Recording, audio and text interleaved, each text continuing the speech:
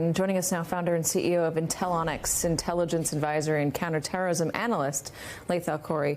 Laith, it's really good to have you. First, I want to ask about the U.S.'s warning to Russia that ISIS was planning something. I think that came off as potentially surprising for some people who understand that the relationship between Russia and the U.S. right now is almost non-existent.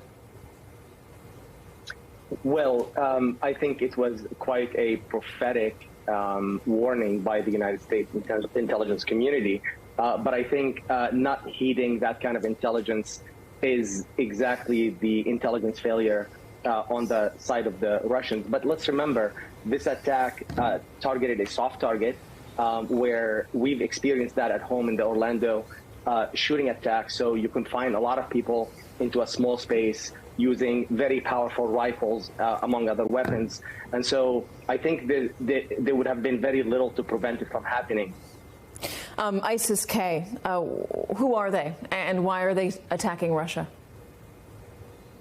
Well, ISIS-K is an offshoot or a wing of ISIS Central, if you will, that what we know that has set up the caliphate in Syria and Iraq. But about 9 years ago, it emerged essentially in fertile ground, that is Afghanistan, because that's what ISIS does. It expands in areas that are suffering from political conflict, political turmoil, some sort of war zone, and exploit those circumstances for recruitment, for collecting and storing weapons, and of course for trying to make it a launch pad for attacks outside of the confines of that country, as of course I think in this case we've seen with the Moscow attack. But let's remember, they've already done that into Central Asian countries, in Tajikistan and Uzbekistan, and ISIS-K has also launched attacks in Iran.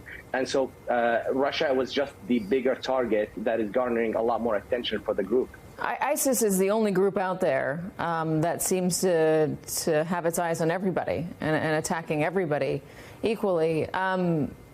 What should we expect from them in the future? I mean, the caliphate was destroyed. Is it at risk of reforming somewhere? Are they potentially getting stronger once again?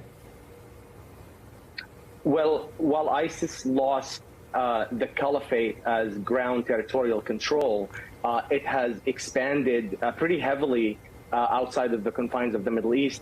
Of course, Afghanistan is only one case in point, but also look at the Sahel and West Africa regions. Look at Central Africa, where they have now have been carrying attacks against everyone, from Christians to Shiites to, of course, carrying attacks against journalists, carrying attacks at maternity wards, voting centers, assassinating Taliban leaders, bombing in various cities. So yes, everybody seems to be a target for ISIS. But at the end of the day, the group is all about gathering as much PR, because it's always had, global aspirations. So it's never going to be contained regionally.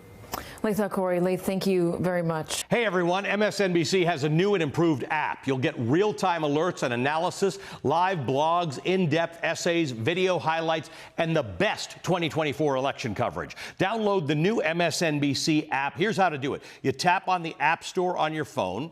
You hit search on the bottom right corner. You type in MSNBC. You click on the MSNBC app. You click on Get or the cloud icon and enjoy it.